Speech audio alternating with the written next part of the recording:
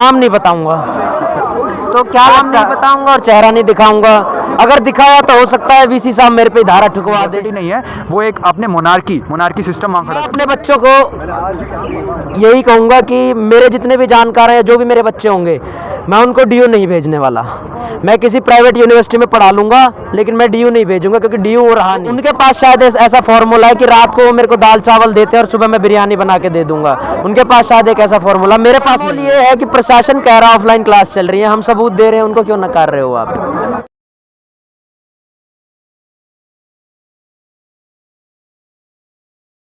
Video में बोले गए शब्द वक्ता द्वारा खुद के अपने व्यक्तिगत विचार हैं, जिससे सुपर जस्टिस न्यूज चैनल का कोई भी प्रत्यक्ष व अप्रत्यक्ष रूप से संबंध नहीं है। आपका नाम? प्रीति। आप रेगुलर से या सोल से? रेगुलर से। तो क्या लगता है आपको आज जो आंदोलन जो हुआ है जंतर मंतर पे, इससे कितने हद तक उम्मीद आपको है इस आंदोलन से? उम्मीद तो अब हम कुछ नहीं बता सकते, इतने प्रोटेस्ट, इतने बड़े बड़े प्रोटेस्ट हमारे हो चुके हैं, बट फिर भी वो लोग सुनने बाहर भी नहीं आ रहे हमारी सुनने।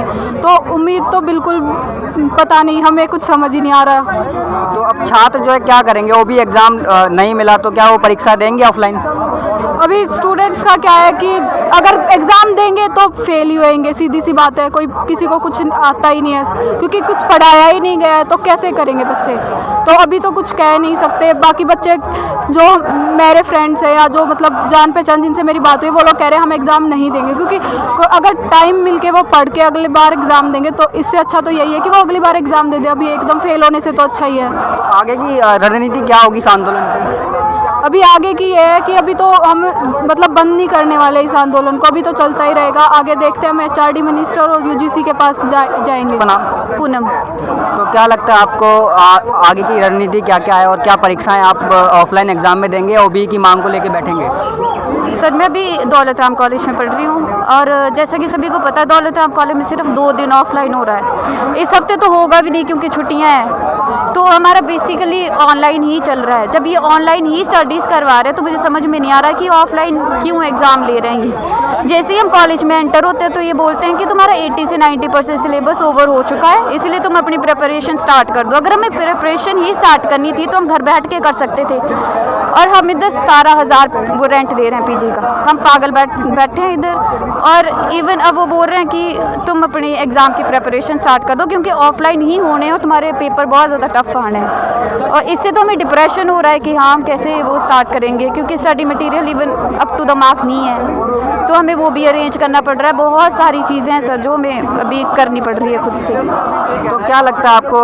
ऑफलाइन एग्ज़ाम देना पड़ा तो क्या सभी छात्र इसमें बैठेंगे एग्ज़ाम में, या फिर ओबीई की मांग को लेके बने रहेंगे? क्योंकि ये सबसे बड़ा मुद्दा जो आप छात्रों के बीच उठा हुआ है कि ओबीई होगा नहीं होगा, कंफ्यूज हैं छात्र सभी, और काफ़ी इसमें डिप्रेशन में भी छात्र जा चुके हैं इसको लेकर। तो उसमें क्या कहोगे? अभी तक तो सभी ने जैसे एग्ज़ाम फॉर्म्स भी नहीं भरे हुए हैं, तो जैसे ही अब देखते हैं कि वीसी साहब क्या कहते हैं, और हम वेट करेंगे उनका कि वो पॉजिटिव ही रिस्पांस करे हमें। That's it. आपका नाम? नाम नहीं बताऊंगा। तो क्या नाम लगता नहीं है? बताऊंगा और चेहरा नहीं दिखाऊंगा। अगर दिखाया तो हो सकता है वीसी साहब मेरे पे धारा ठुकवा दे। मेरा वैसे तो सभी बच्चों का फ्यूचर बर्बाद करने की सोच रखी है, शायद मेरा भी कर दे। वीसी साहब जो है अपने वो हैं जादूगर, वो जादू की छड़ी घुमा के सब करते हैं। तो सोच रहे हैं कि जादू की छड़ी घुमाएंगे, ऑनलाइन पढ़ाया ऑफलाइन ले लेंगे तो सभी बच्चे खुश हैं। बच्चे डिप्रेशन में हैं। मेन सवाल जो बड़ा सवाल ये है कि प्रशासन बोल रहा है ऑफलाइन क्लास चल रही है, बच्चे बोल रहे हैं ऑनलाइन क्लास चल रही है, तो यहाँ पर सारा जो है झोल मोल क्या है? झोल मोल ये है कि प्रशासन कह रहा है ऑफलाइन क्लास चल रही है, हम सबूत दे रहे हैं, उनको क्यों नकार रहे हो आप। क्या तरीके से चल रही है ऑफलाइन क्लास? नहीं चल रही है। टीचर अपनी मनमानी करता है। अब वही बात मैंने बोली थी कि जो हमारे डीन एग्जामिनेशन है वो केमिस्ट्री पढ़ाते हैं, मैंने सुनी है, तो उनके पास शायद ऐसा फॉर्मूला है कि रात को वो मेरे को दाल चावल देते हैं और सुबह मैं बिरयानी बना के दे दूंगा। उनके पास शायद एक ऐसा फॉर्मूला, मेरे पास नहीं है। तो टीचर अपनी मनमानी करते हैं, जैसे उनकी इच्छा होती है वैसे वो क्लासेस लेते हैं, और सबूत हम दे चुके हैं, अंदर भी दे चुके हैं, पर हमारी कोई सुनवाई नहीं है। जो छात्र बोलने की कोशिश करता है, और यहाँ तक कि बच्चा इतना डिप्रेशन में आ चुका है कि वो कुछ बोल नहीं पा रहा है, सुसाइड करने तक की नौबतें आ चुकी हैं उनकी। और फिर ऊपर से हमारी डी एडमिनिस्ट्रेशन कहती है आप हमको धमका के हमसे OB लेना चाहते हो। अभी अभी हमें सुनने में आया कि भाई पैसा बहुत है, इतना पैसा तो हमारे PG के रेंटों में हेल्प कर दो भाई। तो सबको PG के रेंट कर। हाँ, इतना पैसा है, इतने रिसोर्सेज हैं, तो भाई OB क्यों नहीं करवाते? जब OB की बात आती है आप कहते हो हमारे पास रिसोर्सेज नहीं है, हमारे पास ये दिक्कतें हैं, और वैसे आप कहते हो हमारे पास पैसे की कमी नहीं है। अच्छा, OB की मांग ना मानने के पीछे असल वजह क्या है, आप बता सकते हैं? पॉलिटिक्स, तानाशाही, जिद्दी, डिक्टेटरशिप, कुछ भी कह लो आप। बस यही है कि छात्रों की DU में कोई वैल्यू नहीं रही है। और मैं अपने बच्चों को यही कहूँगा कि मेरे जितने भी जानकार हैं, जो भी मेरे बच्चे होंगे, मैं उनको DU नहीं भेजने वाला। मैं किसी प्राइवेट यूनिवर्सिटी में पढ़ा लूँगा, लेकिन मैं DU नहीं भेजूँगा, क्योंकि DU वो रहा नहीं, छात्रों की यूनिवर्सिटी नहीं रही DU। मैंने भी DU यही सोच के लिया था, क्योंकि DU बहुत बेस्ट है, नंबर 1 है। मेरा IP में हुआ था BBA, मैंने वो छोड़ के DU में लिया एडमिशन, क्योंकि मुझे लगता था इसका बहुत नाम है, फेमस यूनिवर्सिटी है, इसीलिए मैंने DU में नाम लिया था। लेकिन आज पता चल रहा है वो तो हमारी बातें नहीं सुनते। VC साहब को हमारी बात सुननी चाहिए हमारी बात, कि मतलब हमारी क्या प्रॉब्लम है, जेन्युइन प्रॉब्लम है। हमको ये ऐसे नहीं बोल रहे कि मतलब हम जबरदस्ती नहीं कर रहे हैं, लेकिन हमारी बात तो सुने। अगर वो हमें सेटिस्फाई कर दे कि हम OB क्यों ना दे, तो हम OB नहीं देंगे। अगर हम सेटिस्फाई कर दे प्रॉपर तरीके से, कर नहीं पाए, दे फेल टू टेल। सिंपल सी बात है कि सहानुभूति होती है। एक यूनिवर्सिटी अगर तुम चला रहे हो, तो तुम्हारे जो स्टूडेंट्स पढ़ने दूर दूर से आ रहे हैं, तुम्हारे लिए तुम्हें बेसिक सहानुभूति नहीं है, एम्पैथी नहीं है, तो तुम उसी जगह पे एज ए यूनिवर्सिटी फेल हो चुके हो। पुलिस को भेज देते हैं कि मारो। मैन हैंडल किया गया है, लोगों के खून निकला है, लोगों को चोट लगी है। इस संविधान में लिखा है कि बच्चों को मारना चाहिए या धक्का देना चाहिए। आज तक तो मैंने कभी देखा नहीं।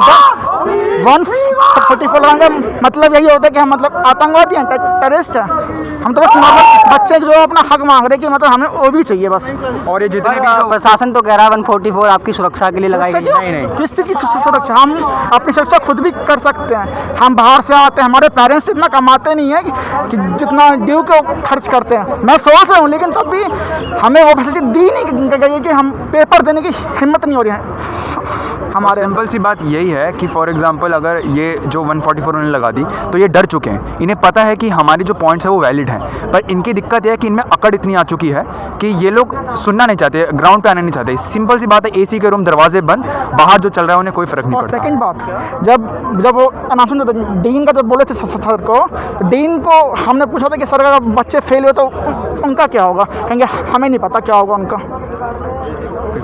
एग्जैक्टली उन्होंने बोल दिया आधा घंटा मिलेगा, आधे घंटे में सर अब एक चीज़ बताइए हम क्या कर लेंगे? जब हमसे 3 घंटे में नहीं हो पाएगा पेपर ढंग से, तो आधे घंटे में हम क्या कर लेंगे? और 4 क्वेश्चन एक्स्ट्रा देने से क्या हो जाएगा? और अगर ये लोग कहते हैं कि सब कुछ सही चल रहा है, अगर सही चल रहा होता तो वहाँ पे मास क्राउड नहीं होता, वहाँ पे हंगर स्ट्राइक नहीं होती, और आज हम अपने घर PG छोड़ के अपनी जो भी कॉलेज ना जाके हम यहाँ पे आए हैं, ठीक है, यही हमें ये नौबत नहीं आनी पड़ती। कोविड में मैं ICU में था उस टाइम, जब मैं था उस टाइम हॉस्पिटल में था। इतनी सीरियस कंडीशन थी, 1 महीना में हॉस्पिटल में भर्ती था, क्योंकि मेरी कंडीशन बहुत सीरियस थी। तो अब एक चाह रहे मतलब और कोविड भी फैल रहा है, एक चीज़। दूसरी बात ये है कोविड भी फैल रहा है, बच्चा डर रहा है अंदर से कि मतलब पेपर देने कैसे जाए। और कॉलेज में बैठने की कैपेसिटी इतनी 16 होता है, आपको तो पता ही नहीं है। 16 आप जाओगे ना कभी देखने, तो ऐसा लगेगा पता नहीं कहाँ आ गए।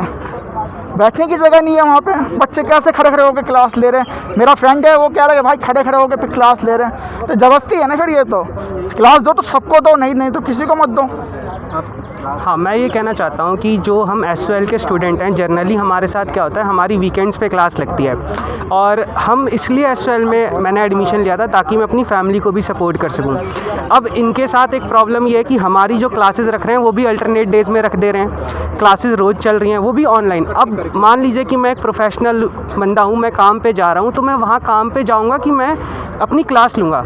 जो मेरा बॉस है, अगर मैं आपके पास काम करता हूँ तो आप अपना काम करवाओगे कि मेरा काम होने दोगे, तो मैं क्लास नहीं ले पाऊँगा ना। ये भी मेरे साथ समस्या है। अगर वो क्लास रख रहे हैं तो वीकेंड पे रखिए, फिजिकल क्लासेस दीजिए, तो उसमें बात बनेगी।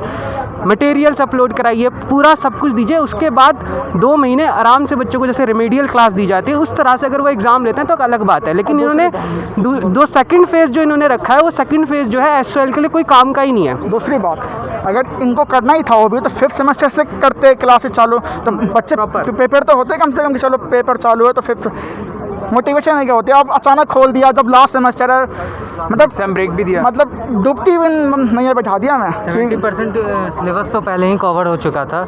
जब खुलने से, जब दिल्ली यूनिवर्सिटी खुल रहा था उससे पहले ही 70% सिलेबस हम लोग का कवर कर दिया गया वो था। तो मानने नहीं, इस बात को नहीं मानने ना। अब नहीं मान रहे तो फिर वो तो उनका ही है ना, लेकिन हम लोग का तो 70% सिलेबस पहले से ही कवर हो गया था वही ना। तो डिक्टेटरशिप है जो हम बोल रहे हैं, वही तो तानाशाही है। अगर आप अपने बच्चों से नहीं, उनसे बात ही नहीं करने को तैयार हो, आपने बहुत बड़ा दायरा खड़ा कर दिया, बैरिकेड लगा दिए, पुलिस को खड़ा कर दिया है, तो आप वहीं पे फेल हो चुके हैं एज यूनिवर्सिटी। वो यूनिवर्सिटी नहीं है, वो एक आपने मोनार्की सिस्टम वहाँ खड़ा कर दिया। दूसरी बात, बाकी जितने भी यूनिवर्सिटी है वहाँ बच्चों की बात सुन रही है, राय ले लिए जा रही कैसे क्या करना है। अभी पुणे में मैंने देखा वहाँ के वीसी हैं, कुछ बच्चे बात करने गए तो उन्होंने बात की उनसे कि मतलब क्या प्रॉब्लम है, क्या दिक्कत है। वीसी साहब को हमसे बात करनी चाहिए कि मतलब क्यों, क्या बात है कि तुम्हें ओबी चाहिए।